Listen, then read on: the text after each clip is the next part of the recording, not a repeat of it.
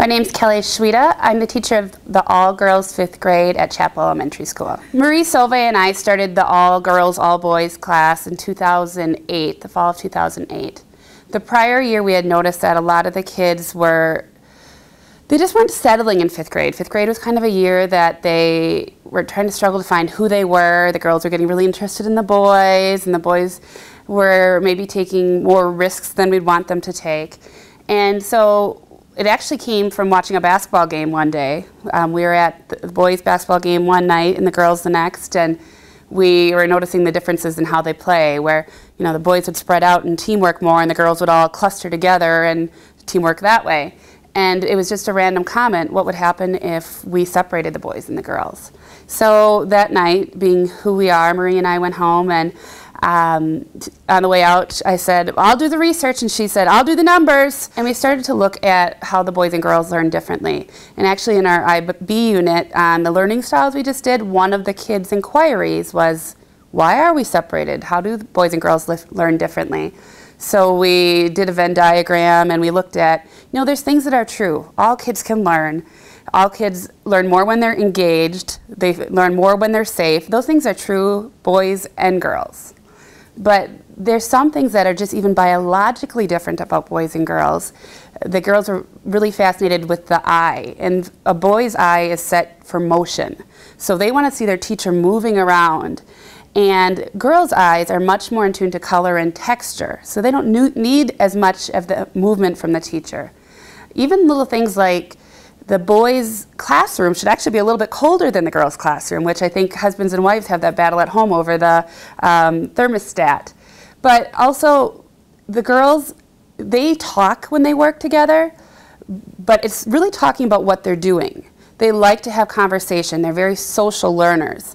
They don't like to work independently all the time. And if they are working independently, they still like to be able to turn to their neighbor and ask their neighbor a question quickly.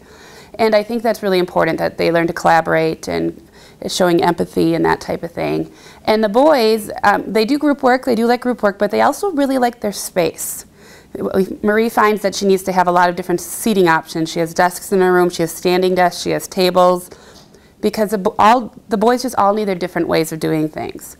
The girls can work a lot longer on a project if they're interested in it. I can just let them, and they will just go, and they will come up with amazing things and research and make connections into things.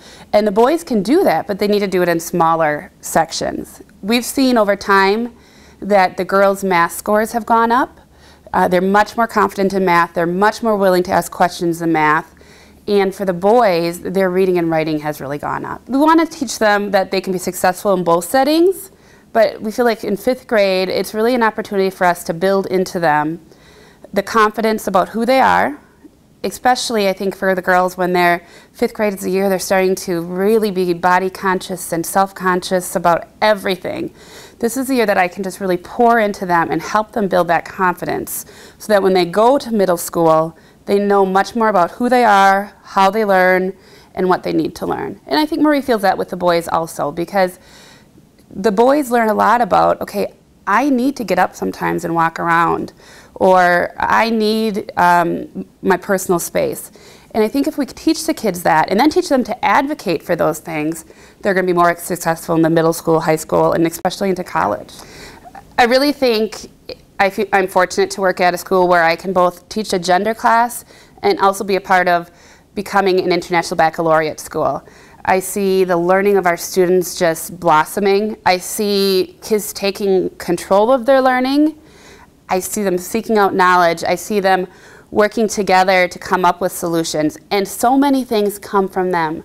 So many of the ideas about what we want to learn. We're still covering the curriculum, but they want to learn real specific things within that curriculum. And we're empowering them to be seekers of knowledge.